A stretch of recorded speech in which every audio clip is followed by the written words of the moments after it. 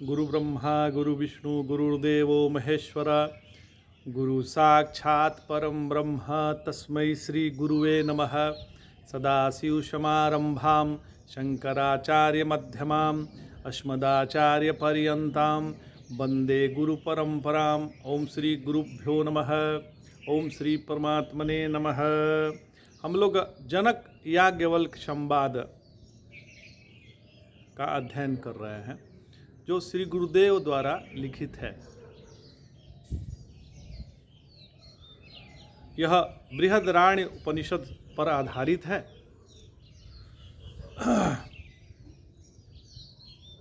तो श्री गुरुदेव भगवान अपने शिष्य पर अनुग्रह करते हुए कहते हैं कि हे सौम्य, राजा जनक ने जब अपनी कष्टमय स्थिति याज्ञवल्क्य भगवान को बतलाया तो याज्ञवल्क्य महर्षि जी ने उन्हें ढांढस बंधाते हुए कहा कि हे नरेश, डरो मत, मैं तुम्हारा गंतव्य अवश्य बतलाऊंगा। मैंने तुमसे जिस गंतव्य के बारे में पूछा था उसमें एक रहस्य था। क्या रहस्य था? तुम धार्मिक हो, दानशील राजा हो, अतः तुम्हें उसके बारे में समझाता हूँ। संसार में जो प्रश्न पूछे जाते हैं वो दो तरह के होते हैं। दो तरह के प्रश्न के बारे में याज्ञवल्क्य ऋषि जी जनक जी को बता रहे हैं कि देखो, संसार में दो तरह के प्रश्न पूछे जाते हैं। तो एक तो प्रश्न होता है जो अज्ञानी द्वारा पूछा जाता है, अपने ज्ञानावर्धन के लिए। मुझे उस चीज़ का ज्ञान नहीं है इसलिए पूछा जाता है। जिज्ञासा युक्त जो प्रश्न होता है वो अज्ञानी बन के, जो अज्ञान है उस चीज़ का अज्ञान है, जिज्ञासा है कि ये क्या है, उस बारे में एक प्रश्न होता है। और एक प्रश्न होता है अपना पांडित्य दर्शाने के लिए कि हम आपसे ज़्यादा हम ज्ञानी हैं। परीक्षा लेने के लिए सामने वाले से पूछा जाता है कि तुमको ज्ञान है कि नहीं है, ऐसा प्रश्न पूछा जाता है। तो एक तो हो गया जो अज्ञानी द्वारा पूछा गया, जिज्ञासा, जो उसके हृदय में जिज्ञासा थी उसकी निवृत्ति के लिए प्रश्न पूछा गया। क्षमा चाहते हैं थोड़ा सा। तो एक दो प्रश्न हो गया जो अज्ञानी द्वारा पूछा गया, और दूसरा प्रश्न होता है जो जानकार द्वारा पूछा जाता है परीक्षा लेने के लिए। तो दूसरे के ज्ञान से अपने ज्ञान का मिलान कर निश्चय की दृढ़ता के लिए प्रश्न, यह एक प्रकार है। और दूसरा प्रकार है कि संदेहवश या भ्रमवश पूछा जाता है ताकि संदेह या भ्रम मिट जाए।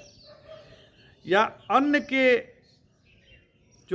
के ज्ञान से मिलान करने के लिए प्रश्न भी दो तरह के होते हैं। एक तो अपनी बुद्धि का सहीपन जांच करने के लिए, और दूसरा अन्य की बुद्धि का सहीपन जांच करने के लिए, कि उसकी बुद्धि की सूक्ष्मता परखने के लिए कि उसकी बुद्धि कैसी है। इन सब पक्षों को सोचकर जो प्रश्न करता है का गंतव्य निश्चय कर तब बुद्धिमानों को चाहिए कि मार्ग बताएं, अन्यथा नहीं बताएं। यदि पूछने वाला गंतव्य समझकर पूछ रहा है तो जवाब देने वाले को उसी से पता लगना चाहिए कि वह कहाँ जाना चाह रहा है।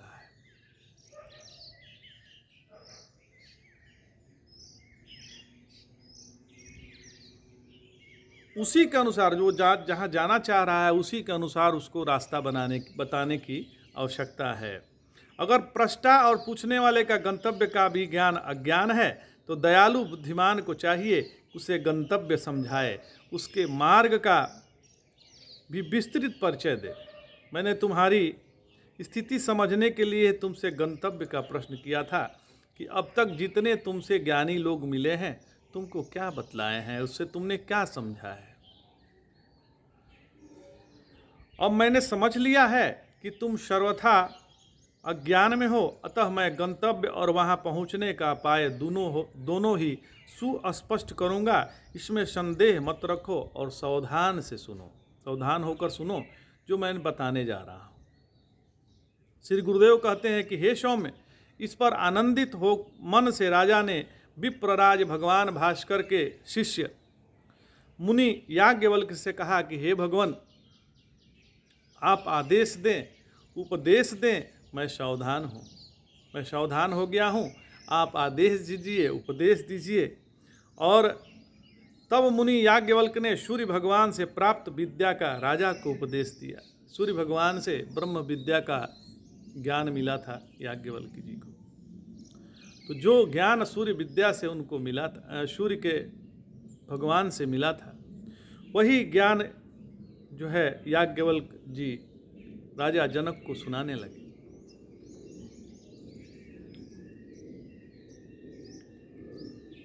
तो वह ज्ञान आत्मा के साक्षात्कार का हेतु है। मुनि ने ज्ञान प्राप्त करने के अंतरंग व बहिरंग साधनों का परिचय राजा को दिया। बहिरंग साधन क्या है, अंतरंग साधन क्या है, इससे ज्ञान कैसे प्राप्त होता है, ताकि उस मार्ग पर वह चल सके। विविदिशा उत्पादक साधन बहिरंग है और ज्ञानोत्पादक समाधि साधन, शमदम का साधन जो है अंतरंग कहे जाते हैं।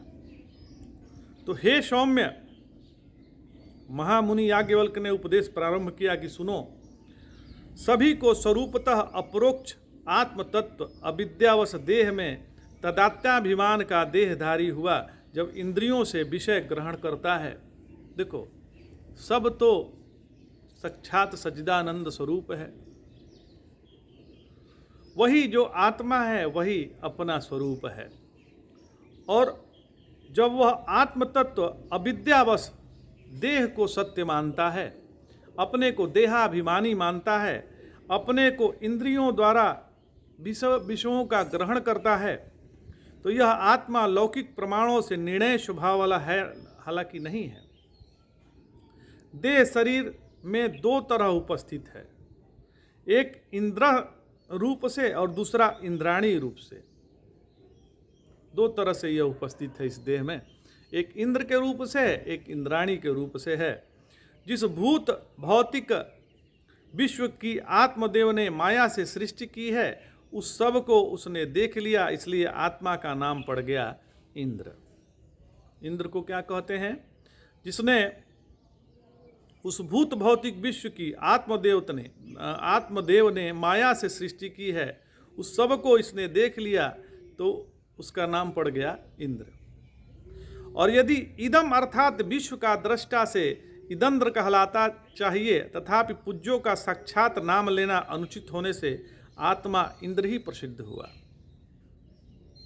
इसी प्रकार स्वप्रकाशात्मक दीप्ति वाला होने से इसे इंद्र कहना चाहिए, इसलिए सीधे ही नाम लेना उचित नहीं है। इसलिए मंत्र दृष्टा ऋषियों ने इसे इंद्र ही नाम रखा। अर्थात इदंद्र ही नहीं, इंद्र का भी ईषद विकद रूप इंद्र शब्द को समझना चाहिए।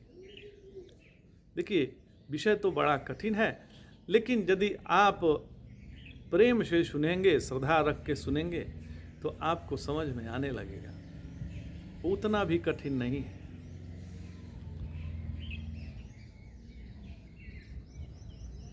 संसार में जो विद्यमान जड़ और चेतन, यह संसार इस आत्मा की स्फूर्ति से ही भासमान है, जबकि आत्मदेव सूर्य, चंद्र, सारे तारे, अग्नि, मध्य या शब्द से भी प्रकाशित नहीं होता, विषय नहीं किया जाता।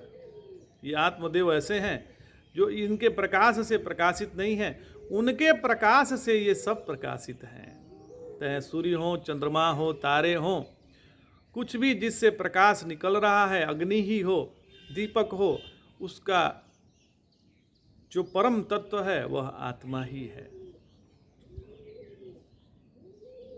यह देव जो है सबका प्रकाशक है।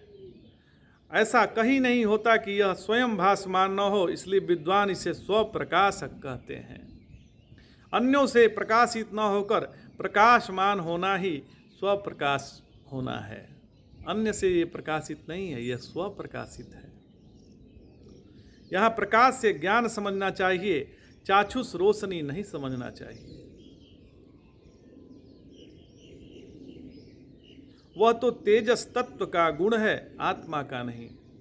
स्वयं ही प्रकाशमान आत्मा की स्वरूपभूत सुस्पष्ट दीप्ति ने युक्त होने से यह महेश्वर है, तो इंद्र कहलाने लायक पर देवता इसे इंद्र कहते हैं। स्वप्रकाश आत्मा का सीधा नाम इंद्र, और सात्विक लोग इसको परोक्ष नाम इंद्र व्यवहार में लाते हैं। सात्विक स्त्री, पुरुष, पिता, माता, गुरु, मालिक आदि का नाम सीधे ही कभी ग्रहण नहीं करते।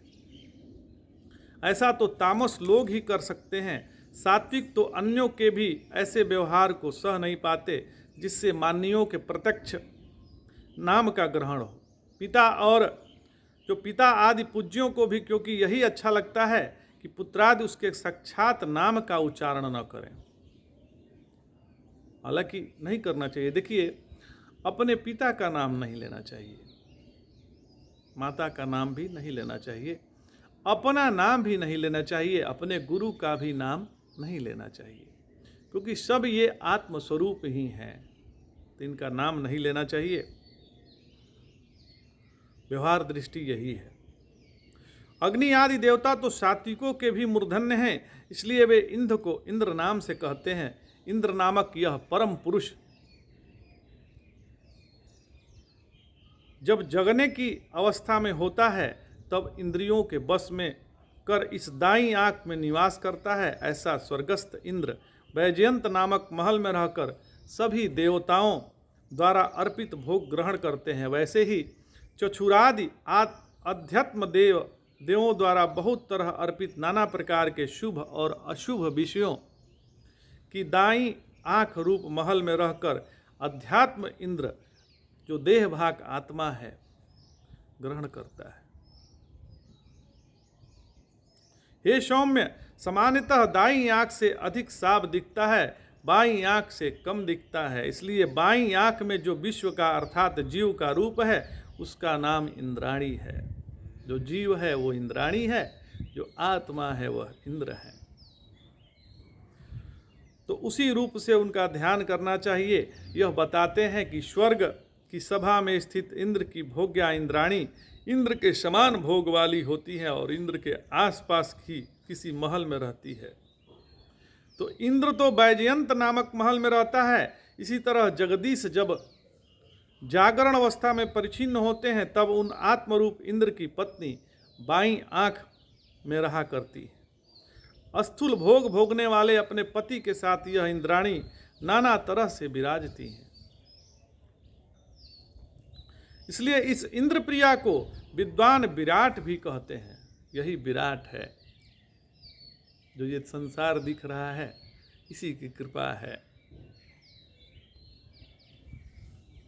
इसलिए इस इंद्राणी को लोग विराट भी कहते हैं। किम च 10 अक्षरों वाला छंद का नाम भी विराट है, जिसे ध्यान में रखने से भी इंद्र पत्नी अर्थात इंद्राणी विराट कहलाती हैं।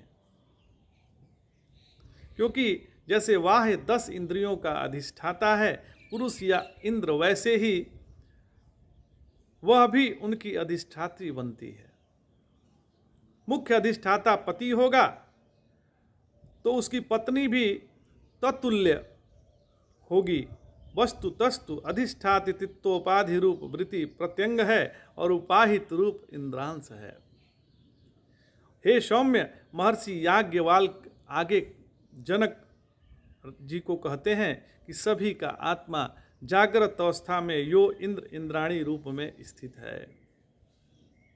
वह समष्टि रूप से समझा जाए तो एक ही हैं, लेकिन भ्रांतों की दृष्टि से वह व्यष्टि रूप से समझा जाता है। अतः लगता है कि मानो अनेक हों। चक्षु वाले सभी की इंद्री के साथ अर्थात इंद्री गोलकों में इंद्राणी समेत इंद्र रहता है। वह समष्टि रूप से अभिन्न होने पर भी व्यष्टि दृष्टि से अलग अलग प्रतीत होता है। हे राजन, यही जागरण अवस्था है जिसमें तुम राजा होकर नाना भोग भोगते हो। इस समय इंद्रिय व्यापार के समय मौजूद हो। हे राजन, इस प्रकार मैंने तुम्हें बताया कि तुम लोक व्यवहार करने वाले हो तथा प्रत्येक शरीर में 2 तरह से स्थित हो, इंद्र और इंद्राणी से स्थित हो। भोता रूप से तुम अग्नि पुरुष हो एवं भोग्य रूप से तुम ही सोम और स्त्री हो। इस तरह अग्नि सोम रूप वैश्वानर से तुम्हारा भेद नहीं है, यह तुम समझ लो। आज इतना ही महाराज, आनंद आ गया। जय जय शंकर, हर हर शंकर, नमामि शंकर, भजामि शंकर, नमः पार्वती पतये, हर हर महादेव।